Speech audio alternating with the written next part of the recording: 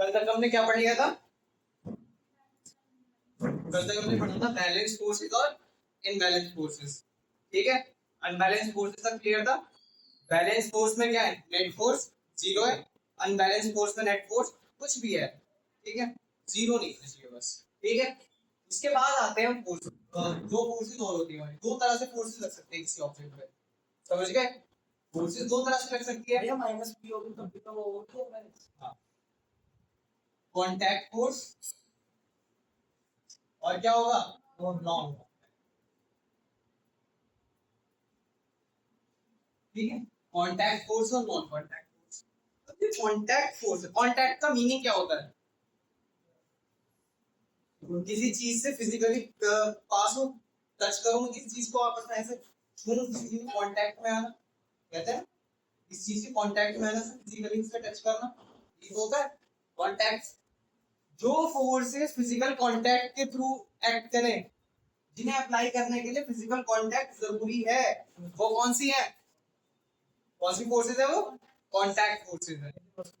जैसे क्या होगा? Muscular force. जैसे मुझे इस पेन को उठाना है, सपोज ये मेरे हाथ में, ये क्या है, इस मार्कर को मुझे उठाना है, तो मुझे क्या इसे छू कर ही तो उठाना पड़ेगा? मेरे पास ये है, क्या मैं ऐसे करूंगा आजा मेरे हाथ में जुम, ऐसे आ जाए नहीं ना। जब तक मैं इसे टच नहीं करूंगा तब तक ये मेरे पास नहीं आएगी, जब तक वो फोर्स नहीं लगेगी। ठीक है, जो टच करने से, बॉडी से टच होने से फोर्स एक्ट करती है, वो कौन सी होती है? कांटेक्ट फोर्स होती है। जो बिना टच किए काम कर जाए वो कैसी है? Non contact. ठीक है, अब जैसे कि कांटेक्ट फोर्स के एग्जांपल क्या मैंने बोला? मस्कुलर फोर्स, ये उठा रहा हूं जब पकड़ के उठा पाऊंगा।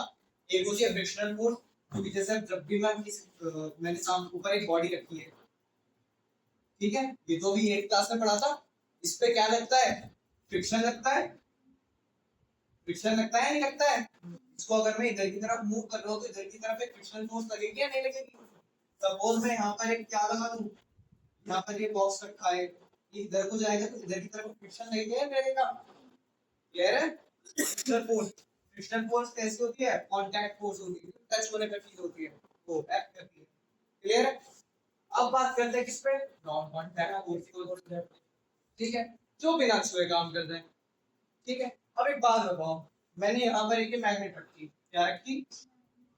सपोज मैंने यहाँ एक हॉर्स मैग्नेट रखी है,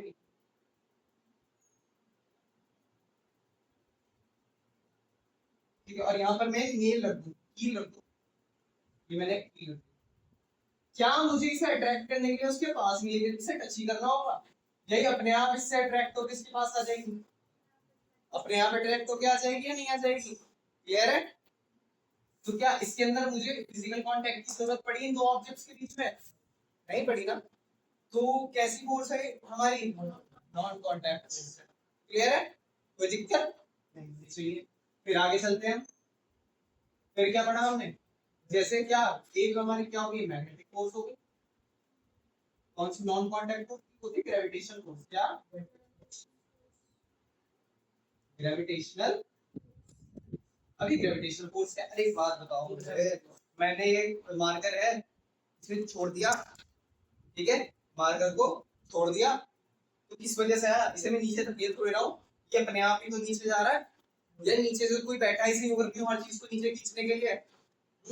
नहीं ना, ये अपने आप नीचे आ रही है, तो ग्रेविटेशनल फोर्स भी कैसी है? Non contact. क्लियर हो गई बात? वैसे जो ग्रेविटेशनल फोर्स का काम होता है ना, तो दो ऑब्जेक्ट्स क्या होती हैं, जब दो ऑब्जेक्ट्स अपने आप को क्या करते हैं? अट्रैक्ट करते हैं। ठीक है, सपोज ये m है और ये m1 है और ये m2 है, और इन दोनों के बीच के कितना डिस्टेंस है? r है।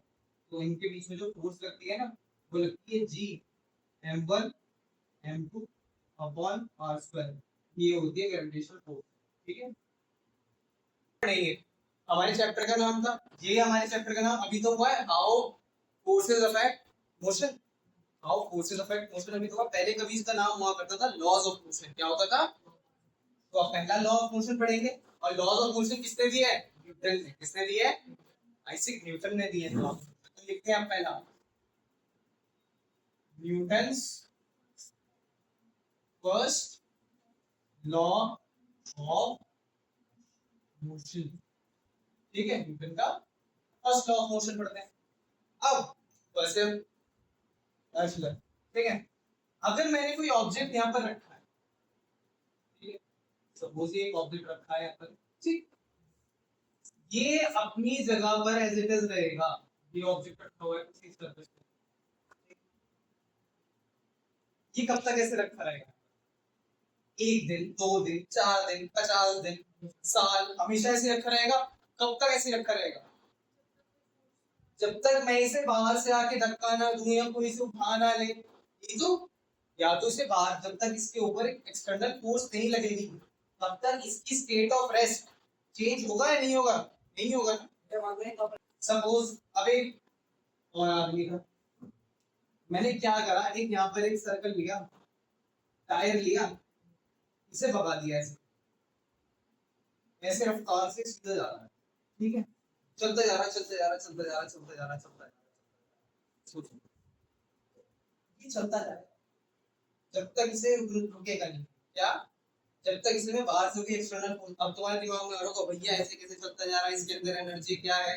अगर मैं सारी फोर्सेस हटा दूं इस दुनिया की, ठीक है, ना इसमें कोई फ्रिक्शन एक्ट कर रहा, ना कुछ एक्ट कर रहा, चल रहा है, ठीक है, चल रहा है, चल रहा है, चल रहा है, कब तक चलता जाएगा ये? जब तक मैं इसे रोकने के लिए कुछ करना दूं, इसे एक्सटर्नल फोर्स ना दूं, ठीक है, इस पर कोई एक्सटर्नल फोर्स ना लगाऊं।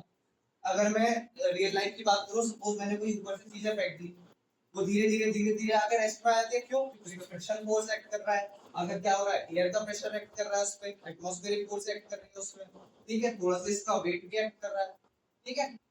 तो अगर मैं बोलूं, एक लाइन के अंदर समराइज करूं इस चीज को, क्या according to first law of motion, क्या according to first law of motion, if a body is in rest, if a body is in rest, it will remain in rest. Or if a body is in motion, it will remain in motion until and unless, जब तक, क्या, until and unless an external force is applied it, जब तक मैं उसके ऊपर कोई force apply ना कर दूं, एक्सटर्नल फोर्स अप्लाई ना कर दूं, वो अपनी स्टेट चेंज नहीं करेंगे, स्टेट चेंज नहीं करेंगे। कोई दिक्कत?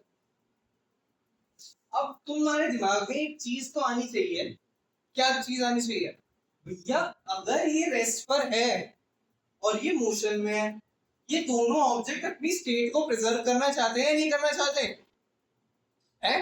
ये कह रहा है मैं तो रेस्ट पे हूँ, मैं रेस्ट पे ही रहूंगा जब तक तुम मुझे एक्सटर्नल फोर्स नहीं दोगे, कुछ तो बात होगी इसमें। ये कह रही है, ये जो सर्कल है ये कह रहा है कि मैं तो मोशन में रहूंगा, मुझे ना कुछ भी कर लो, कह रहा है नहीं कह रहा? कुछ तो प्रॉपर्टी होगी इनकी, क्यों कह रहे हैं कि मैं ऐसे रहना चाहता हूँ? वेट, इस प्रॉपर्टी को बोलते हैं क्या? इनर्शिया। क्या बोलते हैं? इनर्शिया। क्या बोलते हैं? इनर्शिया। क्या बोलते हैं इसको?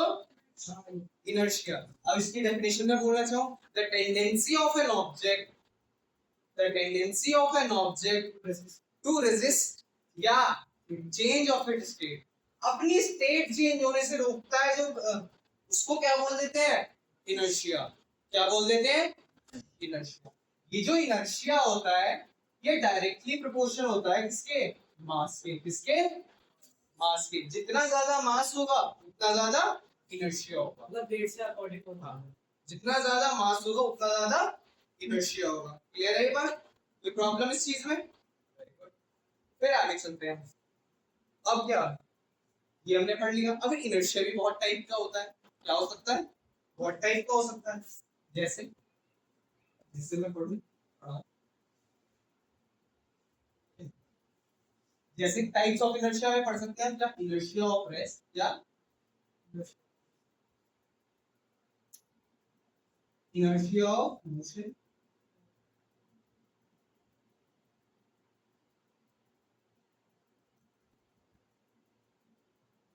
And inertia of direction. क्या? अब इनके बारे में पढ़ते हैं। इनर्शिया ऑफ रेस्ट अपने आप से, नाम से पता चल रहा है क्या, जो जब ऑब्जेक्ट अपनी रेस्ट पोजीशन को ना छोड़ने की कोशिश करे, कि रेजिस्ट करे, मैं तो रेस्ट पे हूं, मैं रेस्ट पे ही रहूंगा, वो क्या होता है?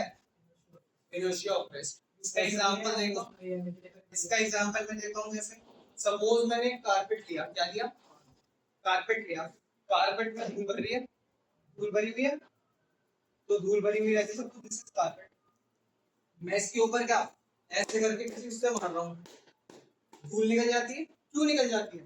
जब मैं कारपेट को ऐसे मारता हूँ तो इसके अंदर डस्ट पार्टिकल होते हैं, वो किस पे होते हैं, रेस्ट पे होते हैं। मैं ऐसे करता हूँ तो कारपेट तो मोशन में आ जाता है, डस्ट पार्टिकल किस में रह जाते हैं, तो वो ऐसे करके नीचे गिर जाता है। ठीक है, इसका सेकंड एग्जांपल आता है उससे। अब मैं सेकंड एग्जांपल दूं, तुम बस में चल रहे हो, कार में हो, ठीक है, कार में चल रहे हो तुम, ये हो तुम बैठे हुए हो, ठीक है, ये कार में बैठे हुए हो तुम। अब जैसे ही कार स्टार्ट होती है, क्या कार स्टार्ट होती है, आगे को चलती है, तुम पीछे को चले जाते हो। तुम बैठे हुए होते हो, तुम एकदम ऐसे पीछे झटका लगता है, एकदम से स्टार्ट कर देते हैं, तो क्यों?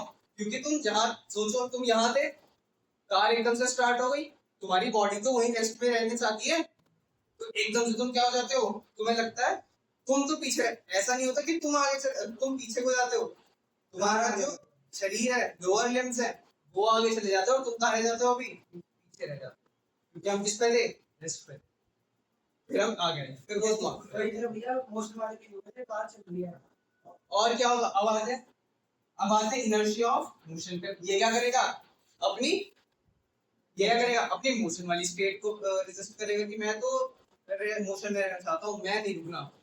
ऐसे सेम हो, जब तुम किस में चल रहे हो, जब तुम चल रहे हो, सीधा चल रहे हो, एकदम से सडनली ब्रेक लगा देते हैं, तो क्या होता है, हम आगे को ऐसे झुक जाते हैं। क्यों? क्योंकि एकदम से इसलिए झुक जाते हैं कि हम मोशन में रहते हैं, एकदम से हमारी नीचे वाली बॉडी तो रेस्ट पे आ गई, ऊपर वाली नहीं आई, तो हम एकदम से ऐसे आगे बढ़ जाते हैं। समझ आ गए दोनों के example, inertia of motion, inertia of rest के। अब इनर्शिया ऑफ डायरेक्शन का क्या है भाई? इनर्शिया ऑफ डायरेक्शन भी तो होगा, डायरेक्शन भी तो प्रिजर्व करना चाहता है हर चीज। जब तुम्हें पता होगा, जब भी बाइक रेसेस देखी है तुमने, रेसेस देखी है, जब टर्न लेते हैं बाइक वाले तो कैसे एकदम लिटा देते हैं बाइक को। क्यों लिटा देते हैं? कि जितनी भी, अगर मैं ऐसे जाना चाहूँ तो और तेज टर्न लूं, मेरे को तो सीधे जाना था ना, मेरे को तो सीधे जाना था ना, लेकिन मैं मोड़ रहा हूँ इधर की तरफ। अगर मैं इसको शार्प टर्न आता है तो मेरी जो कार है, जो मेरा ऑब्जेक्ट है, इधर की तरफ जाना चाहता हूँ, किस तरफ मोशन था, इसे बहुत क्या होता है, थोड़ा सा लीन करके मोड़ना पड़ता है। हाँ, हमारी टायर नहीं, हमारी जो वो होगी, कार होगी, ऐसे नहीं होता, तुमने सुना नहीं होगा, अगर क्या होगा, अगर मैं एकदम से टायर तो हो जाएंगे, लेकिन हमारी जो कार है वो सही नहीं हो पाएगी, वो क्या होगी, पलट जाएगी कार, है ना। एकदम से मैं अगर न्यू मोड़ दूं तो क्या होगा, कार पलट जाएगी। हाँ, तो मैं कह रहा हूँ टायर हो जाएगी।